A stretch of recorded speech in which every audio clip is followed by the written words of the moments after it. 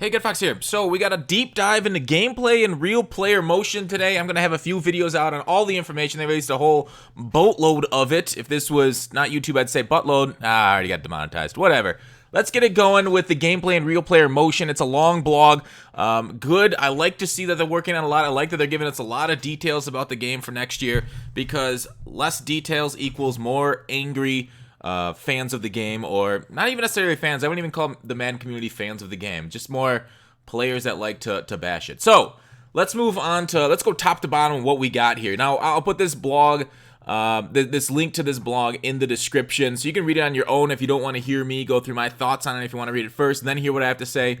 But basically I won't be reading it. I'll be breaking down what I think and my reactions to it. So they focus on player control across the field and immersive NFL experience from start to finish for the gameplay of next year. All right, that's important. I feel like their head's in the right spot.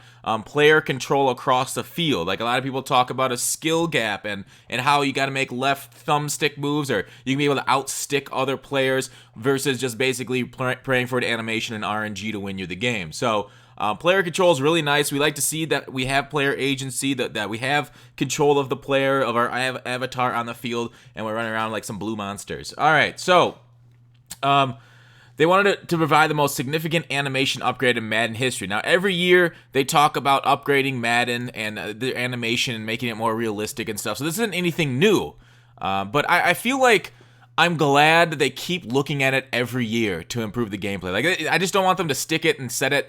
So people are going to say, oh, it's just the same thing, same roster update, and it's fine that they just perfect the product on the field for the gameplay, and that the gameplay doesn't get more gimmicky, like target passing and stuff. So for the gameplay in this blog specifically, now I'm not talking about MUT, not talking about franchise mode, I'm talking about gameplay on the field only. I fucking love that they're going to focus on it to make it better specifically, and not necessarily improve it like with more like tricks, that they're actually making it better on the field. All right, so let's get into this real player motion and the promise for next year about what it's all about. It feels, with this real player motion, it's back on making people like miss with the left stick with ball carrier moves, rather than the RNG effects that I talked about. You know, like hitting a button, hitting the B button, and hopefully the computer gives you the RNG to make you spin out, or the right stick juke, and the RNG gives you that. I like it, giving basically people with the best stick skills and hopefully creating those more wow moments. This guy is an amazing top-end player. Basically, you can see the separation on the field between amateurs and the professionals playing the field. They talk about making each player feel and look authentic and unique in here, with a lot of this down in this area. I'm not going to read it off, but I like that they're going in this direction, but I think making the players look unique isn't too difficult, because guys look different. Human beings are very easily spotted and changed, whereas like try to pick a crow out of a lineup. You're not going to do it. But to make them feel unique is a little tougher, and it's always a fine line balancing the physical measurements of a card or a player, like height and weight, against attributes like block shed and strength. Like Night Train Lane at 200 pounds or whatever he is with 90 block shed can hold his ground better than a defensive tackle at 350 pounds and 70 block shed. So the fact that they're bringing like this is something they've promised for years, bringing in height, weight into the momentum, into the player. It's always a fine line, and I don't know how you really balance it without getting rid of some of those stats and just going off speed and height and weight. But then you got like guys that are like smaller, like Ezekiel Elliott smaller than Bettis. I guess, I don't know. I think Bettis would still truck better.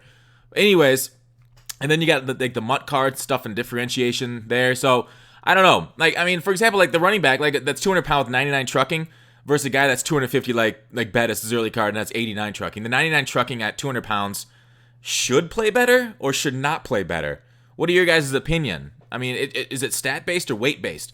It's really tough, and this is something I do not envy the Madden developers for having to basically go through the stats in the card versus the player, the height and weight, and balancing it properly, because we're always going to complain, and every time we complain about it, we're right. Like, if they choose something and we complain, we're technically right. That's an opinion. So it's tough, and I don't think that they're in a very easy spot for them. All right, the one cut versus and the strafe burst. So the one cut's for offensive players, strafe burst for defensive players.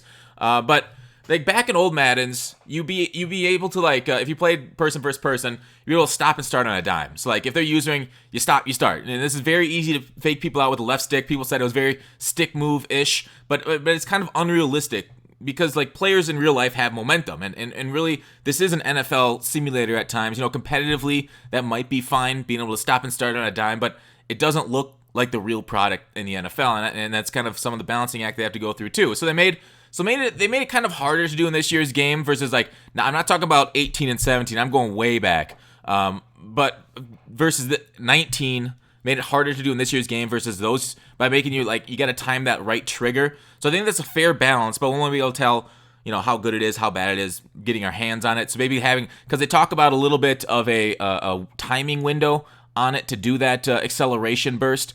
So that'll be important to actually have to time it, and that's, you know, part of like maybe the skill gap or something. And so with the strafe burst is basically the same on the other end of it. So with this, with the height versus weight and shifting one cut, like, do you think guys that are like small height and weight should it be based off of that, how well they accelerate out of the burst, or should it be completely based on stats? So it doesn't matter if you're 7 feet tall, 400 pounds, if you have 99 agility, you'll cut the same as somebody 5'6", 160 pounds. Another one that's going to talk, because they talk about, you know, lumbering ball carriers like fullbacks not being able to cut and do the one cut quite like each individual player. The speed and effectiveness is, of course, tailored to fit each player's individual rating. So now this is interesting. So this is something I should say, like, the one cut is, of course, tailored to fit each player's individual ratings. They don't talk about player size there. So this one cut might not have to do with player size, but actually just the ratings, which I am actually fine with.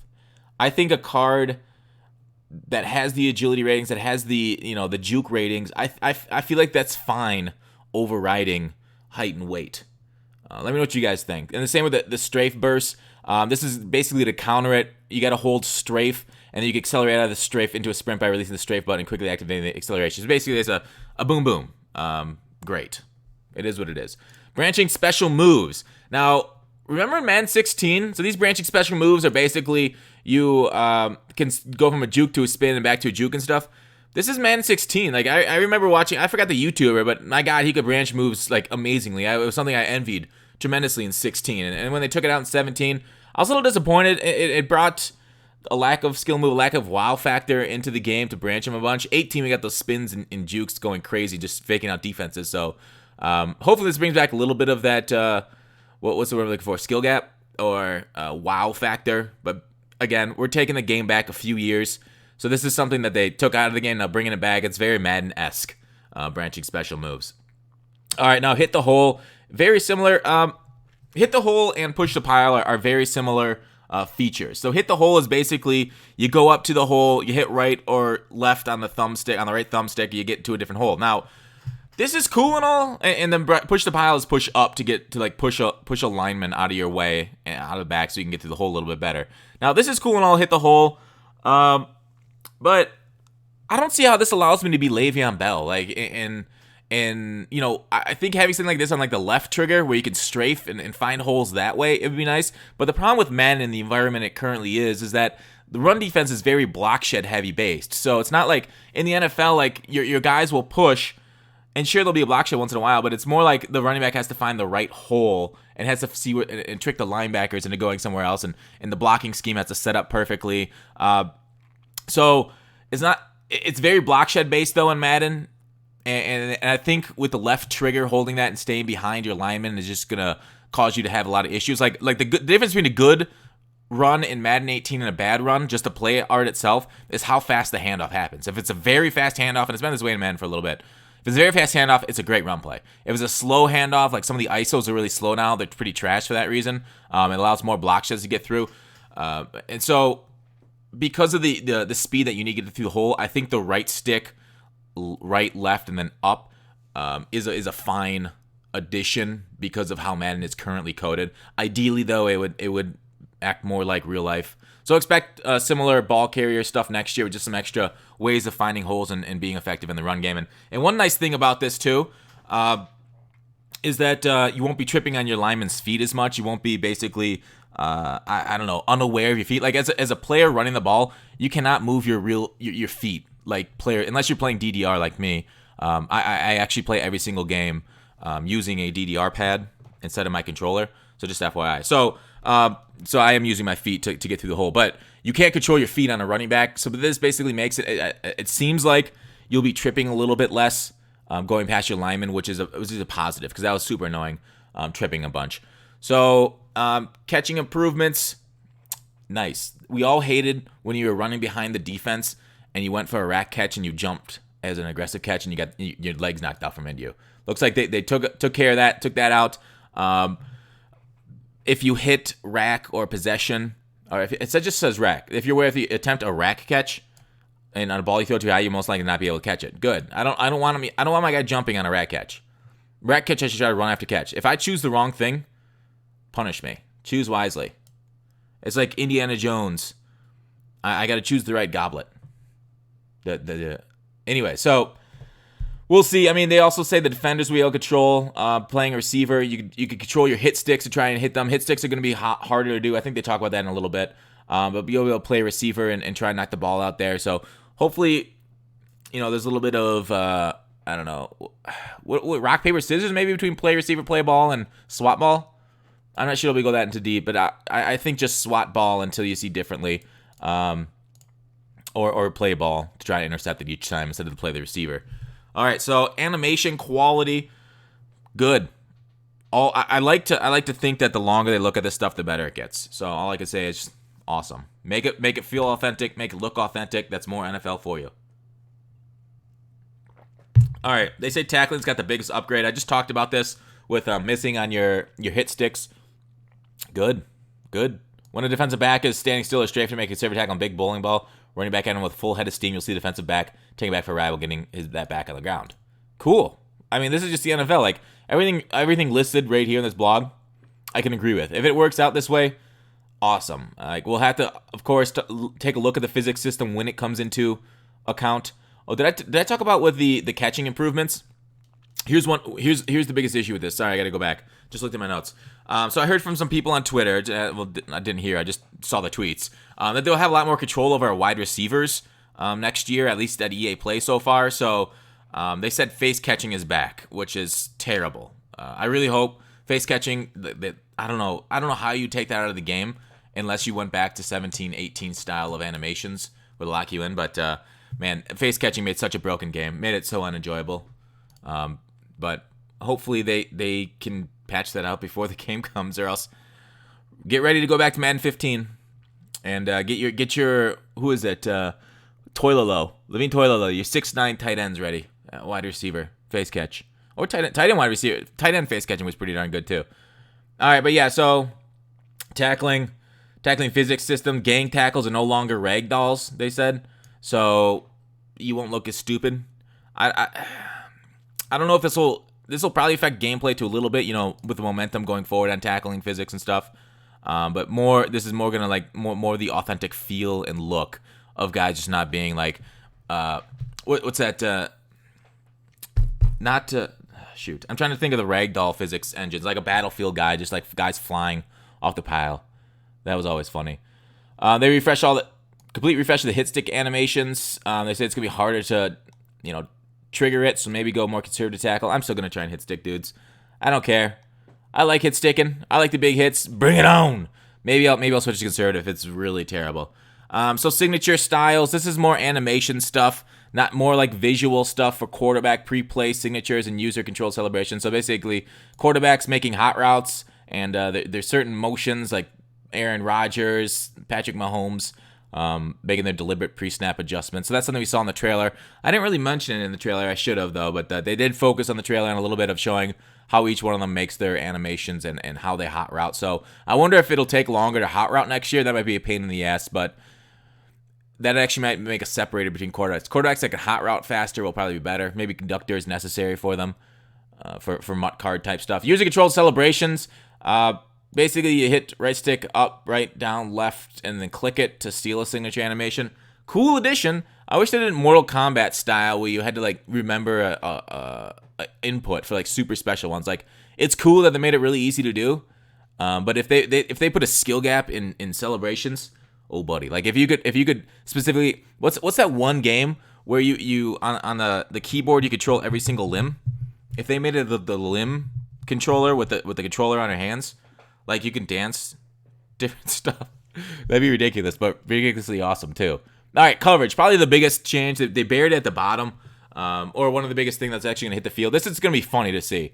I'm going to like the guys that are going to be freak out about why their cover 4 is switching, and some guys in their cover 4 plays like a cover 2, and they don't understand why. It's because they don't know. I find a lot of the rage in the Madden community from people are just people who don't know and understand the game mechanics.